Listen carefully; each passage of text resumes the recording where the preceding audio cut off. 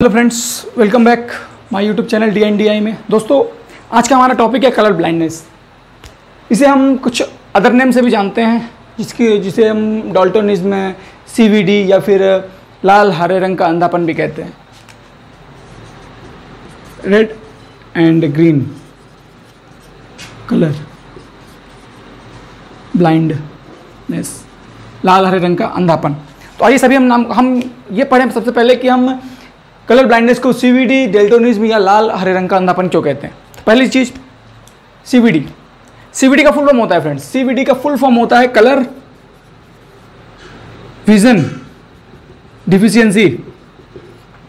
Colour vision deficiency का मतलब जो हम रंग है उसको पहचानने में हम कमी कर जाते हैं। हमारी आंख किसी कलर को पहचानने के लिए असक्षम हो जाती है, उसको पहचान ही नहीं पाती है फ्रेंड्स। इसलिए हम क्या बोलते हैं, कलर विजन डिफिशियंसी। जब कोई हमारी आंख किसी कलर को पहचान नहीं पाएगी, उसी थ्योरी को हम बोल देंगे कलर विजन डिफिशियंसी। डाल्टोनिज्म हमने क्यों बोला? डाल्टोनिज्म का मतलब पहले आपको ये जानना होगा, डाल्टोनिज्म है क्या, शब्द का मतलब क्या है। तो डाल्टोनिज्म की खोज किसने की थी? जॉन डाल्टन नामक एक साइंटिस्ट थे, जॉन डाल्टन। जाहिर सी बात है, डाल्टन इन्होंने ये थ्योरी दी थी डाल्टोनिज्म, इसलिए क्या बोल दिया गया, डाल्टोनिज्म की थ्योरी। डाल्टोनिज्म शब्द का मतलब है, डाल्टो का मतलब साइंटिस्ट का नाम और निज्म का मतलब थ्योरी। डाल्टन के द्वारा दी गई थ्योरी। इन्होंने बताया कि जो हमारी आंख है, जब हम कोई किसी कलर को पहचान नहीं पाते, उसके लिए रेटिना जवाबदार है, और रेटिना के अंदर कुछ प्रोटॉन्स पाए जाते हैं। और जब उन प्रोटॉन्स में कमी हो जाती है, जब उस प्रोटॉन में कमी हो जाती है, तो हम अपने आइज से किसी कलर को आइडेंटिफाई नहीं कर पाते, किसी कलर को पहचान नहीं पाते। और ये थ्योरी किसने दी? डाल्टन नामक वैज्ञानिक ने। इसलिए उनके नाम पर क्या रख दिया गया? डाल्टोनिज्म रख दिया गया। दूसरी चीज कलर ब्लाइंडनेस का मतलब होता है रंग का अंधापन।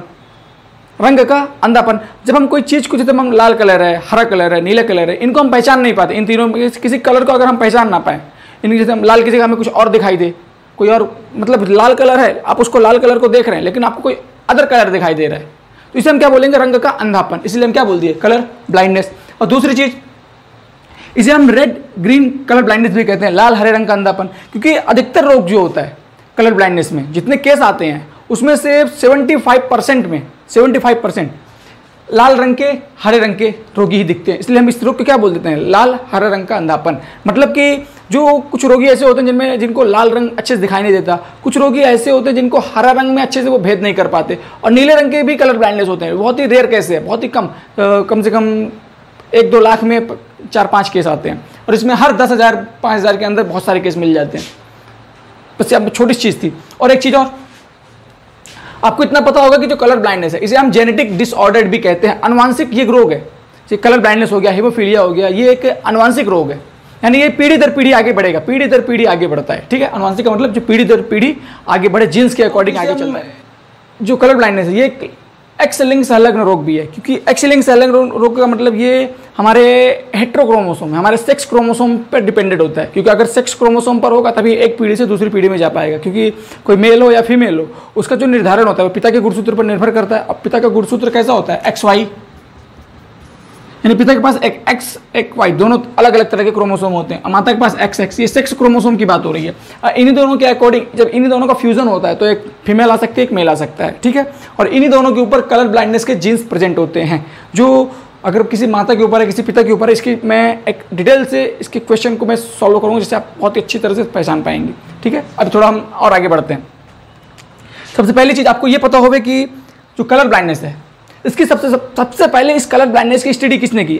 अक्सर एग्जाम में पूछ लेता है कि कलर ब्लाइंडनेस की सर्वप्रथम खोज किसने की। तो आपको मालूम होना चाहिए, कलर ब्लाइंडनेस की सबसे पहले खोज हॉर्नर नामक साइंटिस्ट ने की थी। हॉर्नर नामक साइंटिस्ट ने कलर ब्लाइंडनेस की सबसे पहले खोज की थी। कब? 1876 में। 1876 में। फिर एक और साइंटिस्ट है जिसका नाम था विल्सन नामक साइंटिस्ट ने कलर ब्लाइंडनेस की खोज 1911 में की थी। 1911 में कलर ब्लाइंडनेस की खोज विल्सन ने की, और 1876 में हॉर्नर नामक साइंटिस्ट ने की। ये दोनों साइंटिस्ट ने बताया कि वर्णांधता जो होती है वो एकदम फैलती जा रही है। मतलब जो इसकी परसेंटेज है, रेशियो है, वो हर मानव जातियों के अंदर पाया जा रहा है। जितनी भी मानव जातियां हैं इस वर्णांधता से ग्रसित होती जा रही हैं। और सिर्फ कारण इस रोग का लक्षण ये है कि उनके अंदर लाल और हरे रंग और नीले रंग में कुछ बहुत ही कम स्टडी नीले रंग की भी होती है, उसमें वो लोग पहचान ही नहीं कर पा रहे कि लाल रंग को हम लाल कुछ से देखते होंगे तो बता ही नहीं पाते कि ये लाल है कि हरा है कि पीला है। ठीक है फ्रेंड्स, ये किसने बताया? हॉर्नर और विल्सन नामक साइंटिस्ट ने। अब हम आते हैं कि कलर ब्लाइंडनेस अक्सर इंसान को होता कैसे है। सबसे पहले आप ये जानिए कि जो कलर ब्लाइंडनेस है, अगर आपको ये पता करना है कि कलर ब्लाइंडनेस होता कैसे हो, तो आपको ये पता होना चाहिए कलर ब्लाइंडनेस कहाँ हो रहा है। इतना तो आपको मालूम होगा कि कलर ब्लाइंडनेस हमारी आँख के अंदर होता है, हमारी आइस के होता है। तो हमारे आँख में एक स्पेशल टाइप की 2 तरह की सेल्स होती हैं।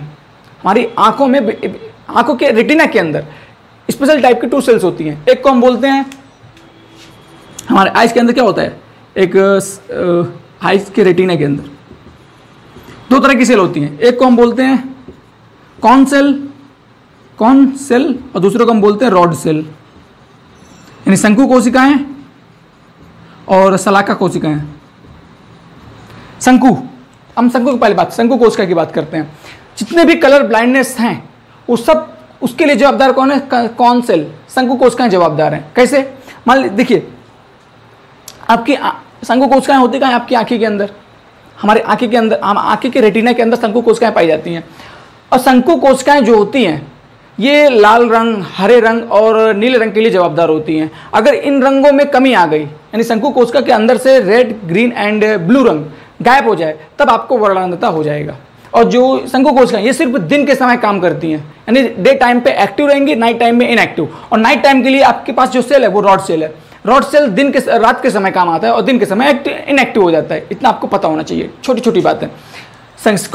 कौन सेल डे टाइम पे एक्टिव रहेगा, और रॉड सेल ये नाइट टाइम पर एक्टिव रहेंगे, ठीक है। क्योंकि इनकी जैसे दिन पहले कौन, आप ये समझ सकते हैं, जो कौन सेल है वो दिन में काम करता है और जो रॉड सेल है वो रात में ड्यूटी करता है, ठीक है। अब हम बात करते हैं फ्रेंड्स कि वर्णांधता हमें कैसे होती है। वर्णांधता हमें होती है शंकु कोशिका के कारण। अगर हमारे आइस के अंदर से शंकु कोशिकाएं अनुपस्थित हो जाएं या काम करना बंद कर दे तो हमें वर्णांधता हो जाएगी, कलर ब्लाइंडनेस हमको हो जाएगा, ठीक है।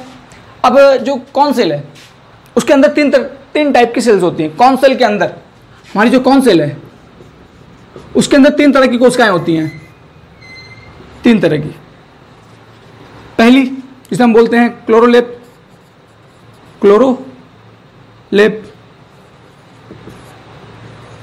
दूसरी होती है एरिथ्रोलेप, और तीसरी होती है साइनोलेप। क्लोरोलेप, एरिथ्रोलेप और साइनोलेप, 3 तरह की कोशिकाएं होती हैं। आपको मालूम होगा, अगर आपने ब्लड के बारे में आपने स्टडी की है, ब्लड में आरबीसी, डब्ल्यूबीसी, प्लेटलेट होते हैं। तो आरबीसी को हम रेड ब्लड सेल्स या रेड ब्लड कार्पल्स बोलते हैं। उसके अलावा आरबीसी को साइंटिफिक भाषा में इरिथ्रोसाइट बोलते हैं। इरिथ्रो का मतलब होता है रेड, ये एरिथ्रोलेप। लेप का मतलब आई का कोई भाग और लेप का मतलब एरिथ्रो का मतलब, लेप का मतलब आई का कोई भाग और एरिथ्रो का मतलब रेड। क्या फ्रेंड्स, रेड, यानी एरिथ्रोलेप जो है ये लाल रंग की वर्णांधता के लिए जवाबदार है। अगर शंकु कोशिका के अंदर से एरिथ्रोलेप गायब हो जाए तो आपको लाल रंग की वर्णांधता हो जाएगी। साइनोलेप, साइनो का मतलब होता है फ्रेंड ब्लू, लेप का मतलब कोई आई का कोई पार्ट। अगर आपके आंखों के रेटिना के कौन सेल के अंदर से साइनोलेप भाग गायब हो जाए या उसमें कुछ कमी आ जाए, कुछ खराबी आ जाए, तो आपको नीले रंग की वर्णांधता हो जाएगी।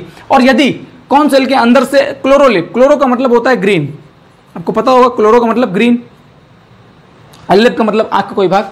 अगर आपके अंदर से क्लोरोलेप नामक जो पिगमेंट है अगर वो गायब हो जाए, या हमारे ये क्या है, हमारे ये पिगमेंट है, पिगमेंट यानी वर्णक है, कौन सेल के अंदर जो पाए जाते हैं हर अलग अलग कलर के लिए। अगर आपके आंख के अंदर से, आंख के कौन सेल के अंदर से क्लोरोलेप नामक जो पिगमेंट है वो गायब हो जाए तो आपको हरे रंग की वर्णांधता हो जाएगी। क्योंकि क्लोरो को आप हरा बोलते हैं, एरिथ्रो को आप लाल बोलते हैं और साइनो को आप ब्लू बोलते हैं, क्योंकि ये ग्रीक भाषा है फ्रेंड्स। आपको थोड़ा ग्रीक के बारे में नॉलेज होनी चाहिए, छोटी सी चीज़ें थी बताया मैंने। और एक चीज़ मैंने और यहाँ पे एक डाउट क्लियर कर दिया आपका कि जो साइनो कौन सेल है यही वर्णांधता के लिए जवाबदार होते हैं, क्योंकि इन्हीं के पास अलग अलग तरह के पिगमेंट होते हैं। अब हम फ्रेंड्स बात करते हैं टाइप्स ऑफ कलर ब्लाइंडनेस की। कलर ब्लाइंडनेस कितने प्रकार के होते हैं? कलर ब्लाइंडनेस जो होता है वो 3 तरह का होता है, एक प्रोटोनोपिया, ड्यूटेरोनोपिया और ट्राइटेरोनोपिया। जो प्रोटोनोपिया होता है ये लाल रंग की वर्णांधता के लिए जवाबदार होता है, लाल रंग के कलर ब्लाइंडनेस के लिए जवाबदार होता है। ड्यूटेरोनोपिया ये ग्रीन रंग के कलर ब्लाइंडनेस के लिए जवाबदार होता है। और ट्राइटेरोनोपिया जो है ये आपका ब्लू रंग के कलर ब्लाइंडनेस के लिए जवाबदार होता है। और आपको एक चीज़ और बता दें, ये ब्लू कलर ब्लाइंडनेस बहुत ही रेयर है, जल्दी देखने के लिए नहीं मिलता, बहुत ही कम लोगों में देखने के लिए मिलता है, ठीक है। और जो ड्यूटेरोनोपिया है ये ग्रीन हरे रंग के लिए जवाबदार है और प्रोटोनोपिया लाल रंग के लिए जवाबदार है। यानी जिस व्यक्ति को ऐसा व्यक्ति जिसके अंदर लाल रंग की वर्णांधता आपको देखने के लिए मिल रही है, मान लीजिए अगर मेरे अंदर लाल रंग की वर्णांधता है, मैं लाल रंग को आइडेंटिफाई नहीं कर पा रहा, मैं पहचान नहीं पा रहा, तो आपको प्रोटोनोमिया नामक डिजीज हो जाएगी। डॉक्टर बोलेगा आपको प्रोटोनोपिया है।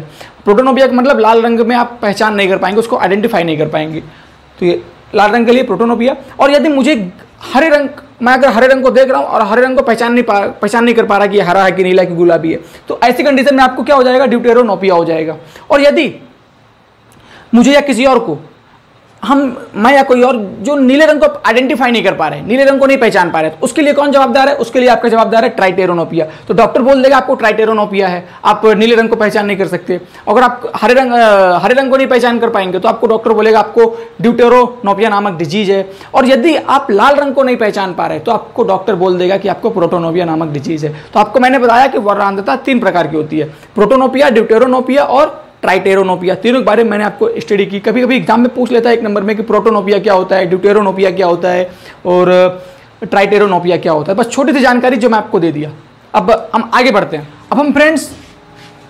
अब हम कलर ब्लाइंडनेस के जीनोटाइप के बारे में पता करते हैं। जीनोटाइप का मतलब हम देखते हैं कि अगर X के ऊपर 1 कलर ब्लाइंडनेस के जीन हो तो उसे हम क्या बोलते हैं, अगर X के ऊपर 2 कलर ब्लाइंडनेस के जीन हैं तो हम उसे क्या बोलेंगे, उसके बारे में हम आइडेंटिफाई करते हैं। क्योंकि अगर आप इसको पहचान लेंगे कैसे सिंबल को कैसे एडजस्ट किया जाता है, एडजस्टमेंट कैसे होता है, तो आप अच्छे से जितने भी क्वेश्चन आएंगे कलर ब्लाइंडनेस, हीमोफीलिया, सबको आप सॉल्व कर लेंगे।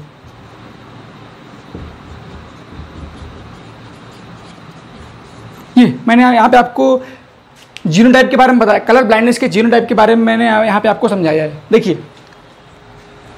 पहले हम मेल के बारे में समझते हैं। आप जानते हैं मेल का सेक्स क्रोमोसोम कैसा होता है, सेक्स क्रोमोसोम XY, बस हमने मेल को ले लिया, XY से आप आइडेंटिफाई कर लेंगे कि ये मेल है, X से आप आइडेंटिफाई करेंगे कि ये फीमेल है। इतना आपको छोटी जानकारी होगी।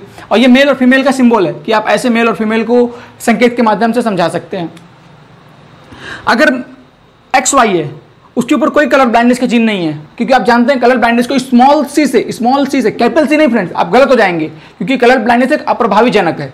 अब कलर ब्लाइंडनेस हो चाहे हीमोफीलिया हो, जो भी अनुवांशिक रोग होता है वो अप्रभावी जनक का ही होता है, इसलिए आप इसे स्मॉल संकेत से समझाएंगे आप उसको। अगर XY है, उसके ऊपर कोई कलर ब्लाइंडनेस का जीन नहीं है, तो आप बोलेंगे कि जो मेल होगा वो सामान्य होगा, नॉर्मल होगा। और यदि मेल के X गुणसूत्र के ऊपर कलर ब्लाइंडनेस का जीन्स प्रेजेंट होगा तो आप इसे क्या बोल देंगे, क्योंकि मेल के पास एक ही X गुणसूत्र है और उस X गुणसूत्र के ऊपर एक कलर ब्लाइंडनेस का जीन बैठ गया, यानी X गुणसूत्र के ऊपर क्या बैठ गया, जीन्स एक थे, उसी के ऊपर जीन्स बैठ गया, किस्सा खत्म। ये क्या हो जाएगा, कलर ब्लाइंडनेस मेल हो जाएगा, यानी ये मेल कैसा हो जाएगा, वर्णांध हो जाएगा।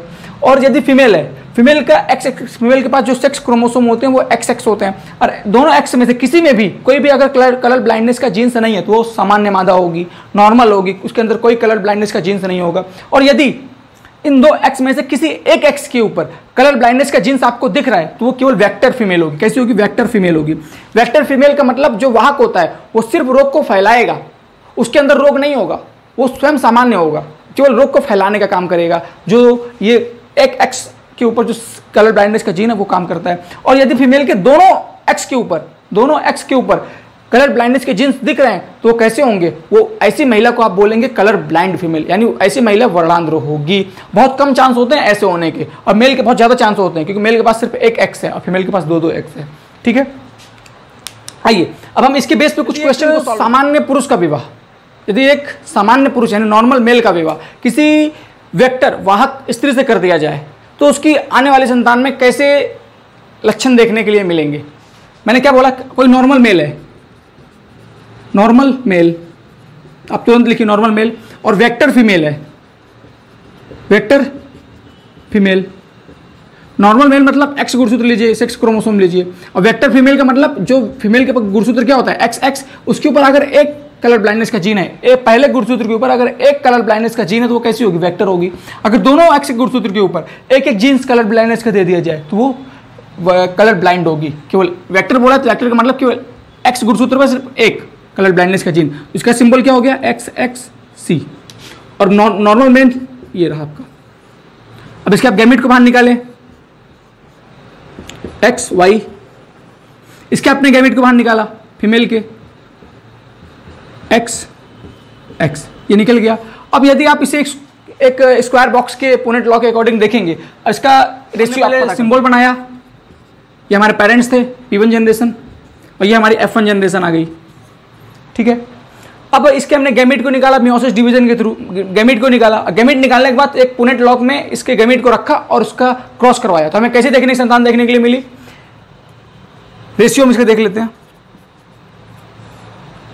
एक चीज और याद रखिए, इस स्क्वायर बॉक्स के अंदर कितने XX 2 फीमेल हैं और 2 मेल हैं।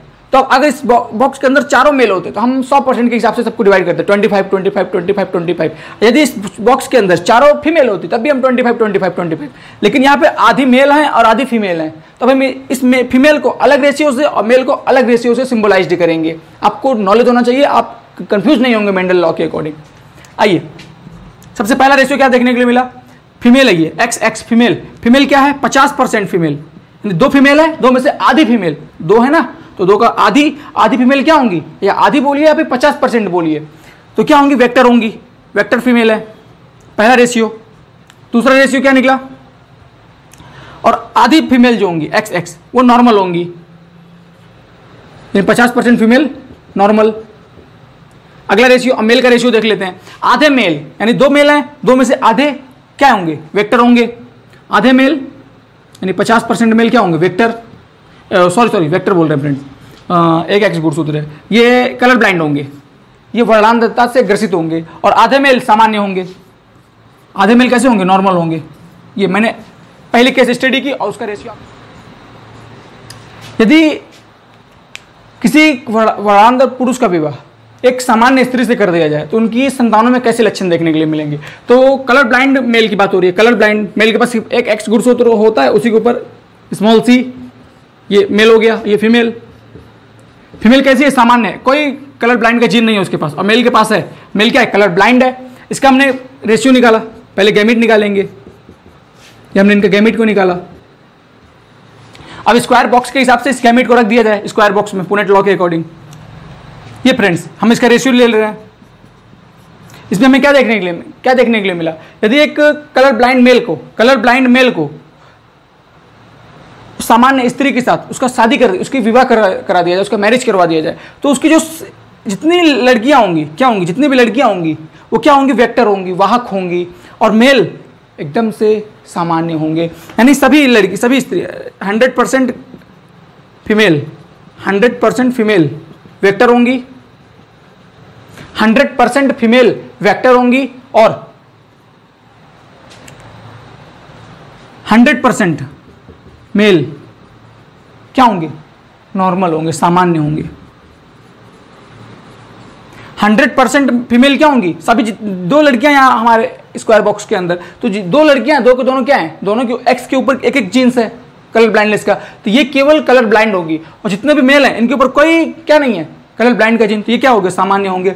आपको इससे एक चीज पता चल गया होगा, यहाँ पे माता कैसी थी फ्रेंड्स, माता क्या थी, नॉर्मल थी, तो यहाँ पे लड़के नॉर्मल आए, और यहाँ पे पिता कलर ब्लाइंडनेस था, तो डॉटर क्या हो गई, कलर ब्लाइंड हो गई, यानी वेक्टर हो गई। यानी पिता के जीन्स किसमें चले गए, लड़कियों में। एक कहावत होती है कि जो माता के लक्षण होते हैं वो लड़के में जाते हैं, और जो पिता के लक्षण होते हैं वो उनकी लड़कियों में जाते हैं। यानी लड़का क्या हो गया, माँ का लाडला हो गया, और लड़की पापा की परी हो गई। तो पापा के अंदर जो था वो पापा की परी में चला गया, और माँ के अंदर, माँ सामान्य थी तो माँ का लाडला।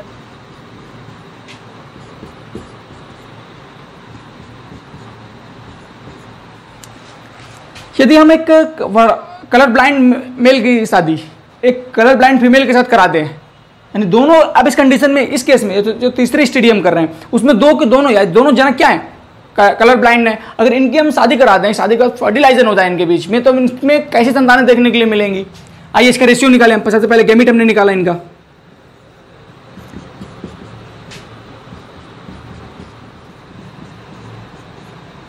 ये फ्रेंड्स इसका रेशियो हम ले लें, यहां में इसका रेशियो लिखते हैं। पहली कंडीशन में क्या देखने के लिए मिली, जो फीमेल है, आपको दिख रहा होगा फ्रेंड, जो फीमेल है वो पूरी तरह से कलर ब्लाइंड है। जो फीमेल क्या है, पूरी तरह से कलर ब्लाइंड, तो फीमेल सभी फीमेल कलर ब्लाइंड होंगी। नंबर सेकंड, अब मेल को देख लीजिए, दोनों मेल के पास एक एक्स क्रोमोसोम है, उन दोनों एक्स क्रोमोसोम पर कलर ब्लाइंड के जीन्स हैं, यानी जो मेल होंगे सभी मेल क्या है, कलर ब्लाइंड। आप इस तरह भी कह सकते हैं कि जितनी भी संतानें होंगी, ये तीसरी कंडीशन में, यदि अगर मेल क्या है कलर ब्लाइंड हो, फीमेल भी कलर ब्लाइंड हो, तो उनकी जो आने वाली पीढ़ी होंगी वो सभी की सभी कलर ब्लाइंड होंगी, जो आपको देखने के लिए मिल रहा है 100%। यानी सभी जो उनकी संतान होंगे और ऑफस्प्रिंग्स होंगी, सारी की सारी क्या होंगी, कलर ब्लाइंड होंगी। ये हमने 3 तरह से केस स्टडी की और आपको समझाया। अगर आपको वीडियो अच्छा लगा हो तो लाइक करिएगा, चैनल को शेयर करिएगा और सब्सक्राइब करिएगा। Thank you for watching my video. जय हिंद, जय भारत।